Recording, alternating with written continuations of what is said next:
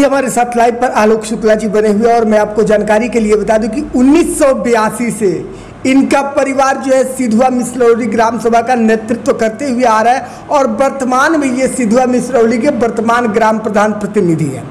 आइए मिलते हैं इनसे और जानते हैं इनके उन तमाम विकास कार्यों के बारे में जिसको इन्होंने सिधुआ मिसरौली ग्राम सभा के धरातल पर उतारा है। तो स्वागत है आपका डेली लाइव न्यूज चैनल प्रधान जी। बहुत बहुत धन्यवाद। सर्वप्रथम आप आए हुए सारे आगंतुकों का मैं अपने सिधुआ मिसरौली ग्राम सभा में समस्त जनता की तरफ से आभार व्यक्त करता हूं, धन्यवाद करता हूं और स्वागत करता हूं। लगातार आप नेतृत्व करते आ रहे हैं सिधुआ मिसरौली का, यानी कि 82 से और अब तक आप नेतृत्व कर रहे हैं। जो नेतृत्व करने का आपका सफर रहा वो कैसा रहा इस बार का? देखिए, समय के अनुसार जनता में जागरूकता बढ़ती जा रही है। जनता अच्छा बुरा हर चीज़ की परख कर रही है, क्या अच्छा है क्या बुरा है, और कहीं ना कहीं बेहिचक हमें कहने में कोई संकोच और कोई गुहार नहीं है कि कहीं ना कहीं पिछले पंचवर्षीय योजना में मैंने अच्छा काम किया होगा, इसलिए जनता ने पुनः हमें मौका दिया और मैं जनता की सेवा लगातार कर रहा हूं। जैसा अभी आप आए थे, आप देखे होंगे कि मैं गांव में ही भ्रमण कर रहा था, कार्य का सर्वेक्षण कर रहा था और गांव में अच्छा काम करता हूं, जनता के दिल में रहता हूं और नेता और जनता के बीच में जो दूरियां हैं उनको ख़त्म करता हूं, इसलिए मैं जनता के दिल में बसा हूं। जनता का कहना है कि इनको विरासत में मिला है प्रधानी, तो कुछ लोगों का कहना है कि उनका विकास बोल रहा है। वास्तविकता क्या है? विरासत, ये तो यहाँ से लेकर दिल्ली तक विरासत की बात होती है।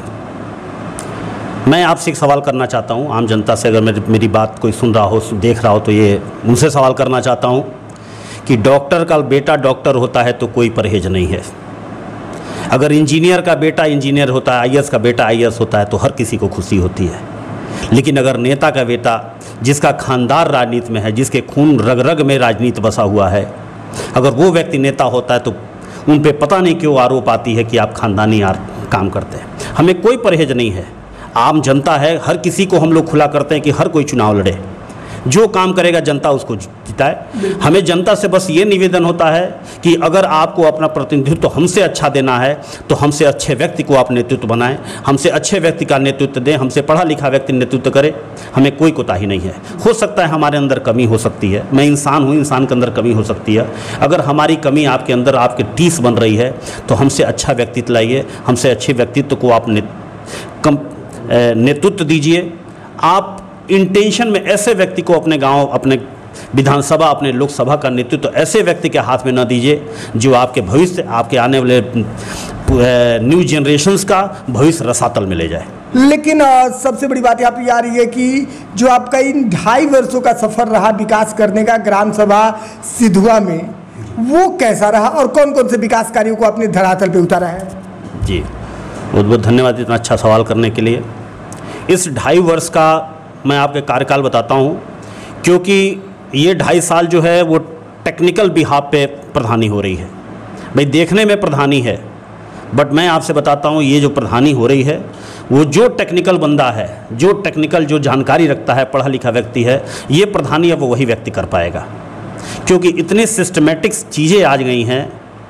अभी पिछले कार्यकाल में जो हम देख रहे थे उससे बेटर सुविधाएँ इस समय आ रही हैं। जानकारी के अभाव में प्रधान उसको जमीन धरातल पे उतार नहीं पा रहे हैं। बहुत ऐसी सुविधाएं हैं, बच्चों के भोजन से लेके, आवास से लेके, पेंशन से लेके, हर सुविधाएं A to Z सुविधाएं सरकार द्वारा प्रोवाइड की जा रही हैं देश में, प्रदेश में, ग्राम सभा में, हर लेवल पे। और ग्राम सभा ऐसा लेवल है जहां हर चीज़ को आप सही तरीके से, सिस्टमेटिक तरीके से, जानकारी के अभाव न होने के कारण, अगर अभाव नहीं है, जानकारी आपके पास है, तो आप अच्छे तरीके से अपने जनता का एक एक व्यक्ति को सहयोग, लाभार्थी और पात्र व्यक्ति को कोई वंचित नहीं रहेगा जिससे उससे पात्र ना हो सके। बिल्कुल प्रधान जी, आपने बहुत अच्छी बात कही कि विकास कार्य आजकल टेक्निक पे डिपेंड कर रहे हैं और जो धरातल पे विकास करने के लिए सरकार बजट दे रही है वो एक बेहतर को और बेहतर बनाने का प्रयास कर रही है। लेकिन अभी स्वच्छता मिशन के अंतर्गत, स्वच्छ भारत मिशन के अंतर्गत तमाम विकास की मुद्दाएं आई है जिसको धरातल पे उतारा जा रहा है और उतारा भी गया है। तो स्वच्छता मिशन के अंतर्गत आपने कौन कौन से विकास कार्यों को सिधुआ ग्राम सभा के धरातल पर उतारने का प्रयास किया और उतारा है? जैसे पिछले पंचवर्षीय योजना मेरे पास रही है, 5 वर्ष प्रधान मेरे पास रहा। पिछले 5 वर्ष में स्वच्छ भारत मिशन स्टेज फर्स्ट चला करता था, जिसमें शौचालय ODF किया गया और सौभाग्य से मेरा गांव भी ODF में चयनित हो गया। मेरा गांव संपूर्ण शौचालय मुक्त हो चुका है। दूसरा स्टेज जो आया स्वच्छ भारत मिशन स्टेज सेकंड, जिसमें ये अब वो कूड़े का कलेक्शन करने का काम किया। सूखा और गीला दो तरह के कूड़े का सिलेक्शन करना है, कलेक्शन करना, RRC सेंटर बनाना है और ऑटो के माध्यम से RRC सेंटर तक हमें ले जाना है। लेकिन हमारा आप चैनल के माध्यम से एक निवेदन सरकार से और यहाँ के आलाधिकारियों से निवेदन है कि आप जागरूकता, गांव में जब तक जागरूकता नहीं फैलेगी, हाँ, जन जागरूकता आप नुक्कड़ नाटक के माध्यम से, NGOs के माध्यम से और लोगों को हैबिचुअल जब तक हम नहीं बनाएंगे कि हम अपने कूड़े को कहीं एक जगह कलेक्ट करें, उसका उपयोग कैसे करना है, ये सब की जागरूकता जब तक नहीं फैलाएंगे तब तक लोग इसके प्रति जागरूक नहीं हो पा रहे हैं। क्योंकि लोगों की मेंटालिटी बन चुकी है, क्योंकि ग्राम सभा लेवल में वोट बैंक तो ग्राम सभा में बहुत है, विधानसभा या लोकसभा के, लेकिन लिटरेसी ग्राम सभा में बहुत कम है। और लिटरेसी कम होने के अभाव में लोग सरकारी चीज़ों को सरकारी समझ रहे हैं, ये नहीं समझ रहे कि वो संपत्ति हमारी, हमें उसकी सुरक्षा करनी है। जो कि पिछले हमारे पटौना सदर ब्लॉक में 15 ग्राम सभा SBM सेकंड स्टेज में आया हुआ था। कूड़ेदान की जो व्यवस्था की गई थी, मेरे निकटवर्ती ग्राम सभा सुखपुरा और बनबीरपुर, सुखपुरा बसैया आपका और बनबीरपुर आपका ODF सेकंड स्टेप में आया हुआ था। मैं वहाँ देखा कि वहाँ कूड़ेदान को लोग तोड़ दे रहे थे, उसका सदुपयोग नहीं कर पा रहे हैं। तो मैं ये भी सरकार से निवेदन करना चाहता हूँ कि एक बार जन जागरूकता फैलाएं, जन जागरूकता से लोगों को जागरूक करें। क्योंकि हमें जो ठेला चलाना है, हमें ओवर टैंक जो पानी हमें सप्लाई करनी गांव में, कहीं ना कहीं सरकार के ऊपर प्रेशर ना आए, लोगों का सहयोग करने के लिए हर घर से हमें सहयोग लेके उन्हें सैलरी की प्रोवाइडेशन करनी है। तो हमें जब तक जागरूकता नहीं फैलाएंगे कि इस पानी का सदुपयोग आप क्या करेंगे, कूड़ा एक जगह रहने से, गंदगी फैलने से क्या क्या परेशानियाँ आ सकती हैं।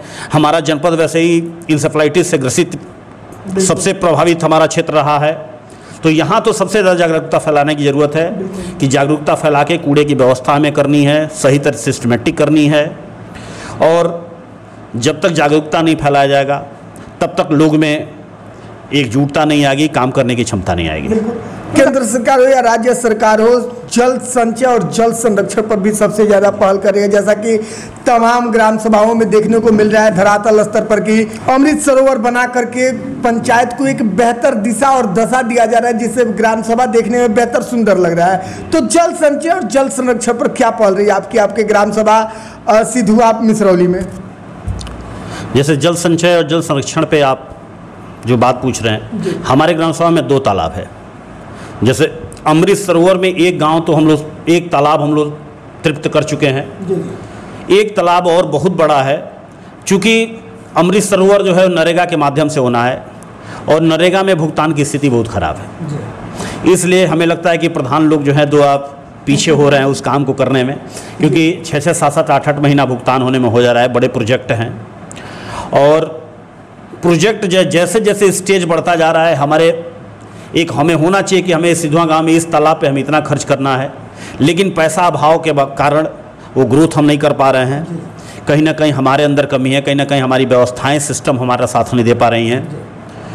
और गांव में जागरूकता है, लोगों को कलेक्ट कर रहे हैं हम लोग। और जैसे हमें ये लगता है कि पानी संरक्षण का एक और उपाय हमें ये करना चाहिए कि हर घर में जो पानी छत से गिरता है उसका पानी नीचे बोर का सिस्टम गवर्नमेंट को एक देना चाहिए, क्योंकि हर घर का पानी हम तालाब तक पहुंचा नहीं पाते हैं। हर गांव में सबसे बड़ा प्रॉब्लम अपने सरकार की, हम प्रॉब्लम क्या, ये डीमेरिट्स हम बताना चाहते हैं कि सरकार जो है वो सिस्टम हमें दे देती कि आपको RRC सेंटर बनाना है, आप आ जाता है। हाँ, आपको RRC सेंटर बनाना है। क्राइटेरिया का हमें कोई टेंशन नहीं, क्योंकि काम तो हमें ग्राम सभा में ही देगी वो, ग्राम सभा से बाहर दे नहीं, तो क्राइटेरिया का कोई काम हमें दे। जैसे हमें NM सेंटर बनाना है, RRC सेंटर बनाना है, हमें एक सामूहिक खतगड्ढा बनाना है, हमें सामूहिक सोख्ता बनाना है, सोटफिक्ट बनाना है। गवर्नमेंट की ज़मीन हर टोले हर मजरे में गवर्नमेंट की ज़मीन है, लेकिन गवर्नमेंट हमें सिस्टम दे देती है, वो ज़मीन हमें प्रोवाइड नहीं कराती है। तो आपके माध्यम से सरकार से ये निवेदन हम करना चाहते हैं, तो सरकार हमारे ग्राम सभा की परिसंपत्ति जो नॉन ट्रांसफरेबल ज़मीन है, जो ज़मीन हम ग्राम सभा द्वारा किसी को नहीं दिया जा सकता है। मैं ये चाहता हूँ कि सरकार उन ज़मीनों को पहले एक्वायर करा दे, फिर हमें वो सिस्टम दे कि आप ये मेरी ज़मीन है, इस पे आप काम करिए। क्योंकि ऐसा नहीं करने पे हम लोग राजनीतिक व्यक्ति हैं, जनता से जुड़ने वाले व्यक्ति हैं, कोई ना कोई मेरा अपना ही उस पर काबिज है। इसलिए हमें अनेकों तरह की समस्याओं का सामना करना पड़ रहा है। सामाजिक प्रताड़ना सहनी पड़ रही है, प्रशासनिक प्रताड़ना सहना पड़ रही है, और अगर ऐसा होता है तो हमें काम करने में बहुत लाभ महसूस होगा। बिल्कुल। चलिए जी, चैनल से जुड़ने के लिए और अपना कीमती समय देने के लिए बहुत बहुत धन्यवाद आपका। धन्यवाद।